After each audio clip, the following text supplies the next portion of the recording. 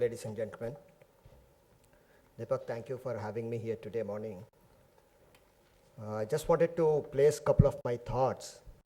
And to begin with, we are at the midway of our 12th five-year plan.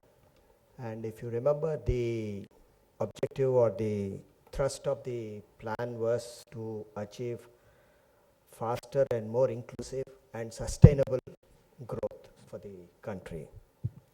As part of that, in the last 1 year, we have all embarked on major initiatives to achieve the dream which we dreamt a couple of years back as part of the 12th five-year plan. And the most important element of this is obviously the Digital India program, which as it stands today, has more than 120,000 crores committed, which is more than $20 billion, I guess. And a lot more initiatives are in the pipeline, so this number is only going to grow. And that clearly shows the vision and ambition of the government and the nation to achieve what it has embarked upon. And what's the purpose of this Digital India? Along with that, the other major component, Make in India, with zero defects and zero effects, is basically to convert the country into a knowledge-based economy. Why is it? Why should we do that? It's believed that a healthy nation is a productive nation and an educated nation is a creative nation. And that's what we aspire to become in the years to come. Having said that, the plan puts a lot of emphasis on these two aspects, the health sector as well as the education sector. And when I talk about the education sector, I take into account the technology, science, and research, everything into it as part of the overall education sector. About 12 years back, when we were trying to work out the contours of the National E-Governance Plan at the Ministry of Information Technology at that time, as it was called, there were a lot of challenges which we had to face. And the most important barriers which we had in our path, which we were to cross, were barrier to power, barrier to price or cost of access, barrier to language, and most importantly, barrier to infrastructure. Some of them we have successfully overcome, and we are in the process of doing better and better. And the last barrier which I just spoke about, the infrastructure, is a very big challenge.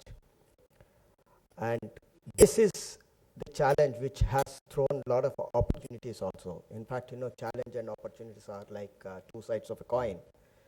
It depends on which side you are looking at it.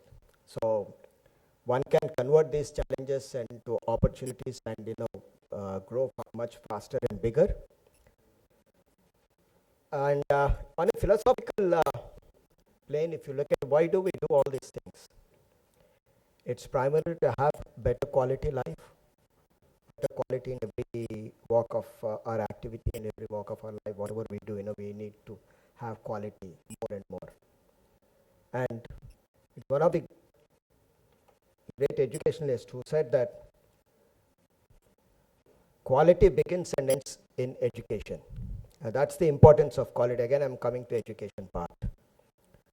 So whatever we do, the focal point or the fulcrum on which this entire activity rests is the education part.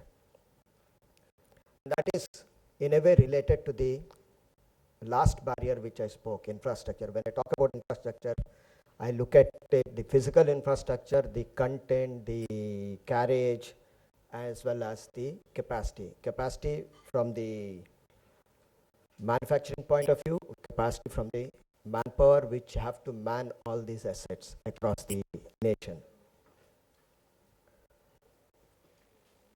The technology comes to us at a cost, and most often, if you know how to use the technology, it's an asset, and we need to know what are the ill effects of this technology, and we have to adequately prepare ourselves or, guard ourselves against this. Most importantly, there are two elements which I just want to leave with you. The first one is the security aspect. When we are on a network connecting a billion people, trying to do all kinds of things, right from a passive activity like, just surfing or, posting some information personal on Facebook or Twitter, to e-commerce where, financial transactions are happening. The security of these transactions becomes very, very important, and that's the most important element which we need to plug in. And second thing is the privacy, which is also very important. Today, distance is not a criteria for us to interact on a digital platform, and everything can be made public. So privacy is one issue which is again occupies the center stage when we are working on a networked environment. These are the two elements which are to be kept in mind, which need to be kept in mind so that we don't lose track of them, and whatever technological interventions we have put in place, these two aspects are taken care of. The government has taken a number of initiatives in both these areas. The privacy policy draft has already been prepared and it's getting debated. And on the security side, we have created a number of organizations. The latest one is the National Cyber Coordination Center, which is expected to talk to all the agencies which are involved in the networking and networked activity to work out the requirements of security. Having said this, I just wanted to say that the infrastructure part more or less will be done. It's only a matter of time, because there are a lot of commercial establishments out there who want to implement this along with the government, and make sure that the networks are all in place. Just to give you the numbers in which we have today, the tele-subscriber base is something close to 1,000 million. We are at about 996 million connections, out of which predominantly it all comes from the wireless connectivity, which are around 970 of them. This is as on March 2015. And the encouraging part is the rural tele-density is growing, and it's growing, and today we have about the density is around 48 plus, and the 12th 5-year plan aims to achieve a tele-density of 70%. And broadband connectivity is around 99 million as on March. Probably as we talk today, we might have crossed the 100 million mark. And these are the numbers, with which I'm very sure that, the e-governance revolution which we have embarked upon will happen, and, all the services would be made available to every citizen. And to do this, I think the best platform is the mobile platform. With the 4G already rolled out in a couple of places and expected to come to every city in the country, I think the bandwidth and the kind of services which we can receive on a mobile phone, there is no limit. That brings me to the most important element, which is the capacity building as well as the creation of content. I think all of us have to realize that the network by itself will not be giving us anything in return unless there is content which can be put on this network and people are there to access it, number one. Number two, there is a need to create awareness and educate the population as to how they interact on the network, because the way we interact in the physical world is totally different from the way we interact on a networked initiative. We are a networked connectivity country.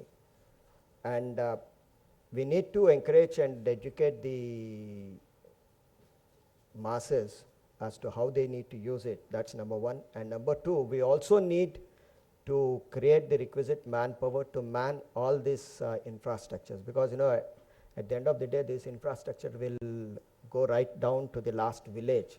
The National Optical Fiber Network, which is planned to connect 250,000 gram panchayats in the phased manner, will reach the gram panchayats, and from there it is expected to reach out to every village, every household in every village on alternate technological medium. So we need manpower at every place to man the infrastructure and take care that they don't get into any kind of issues or problems of downtime and things like that. So there are two major challenges which are in front of us. The first one is create the requisite awareness among the people and educate the people to create the kind of right kind of manpower to man all this infrastructure. And the Skill Development Council has put in a lot of courseware and a lot of initiatives in this direction, and the Department of Information Technology has also come out with a lot of initiatives to create manpower at higher echelon levels, either at the master's degree or at the research PhD level. There are a lot of schemes and programs wherein funds are provided to educational institutions to create the requisite manpower. So these are the two major areas which I thought I'll just place before you today as part of this entire Digital India, which need to be focused, and a lot more emphasis is required to be given to these activities. Thank you very much for having me today here.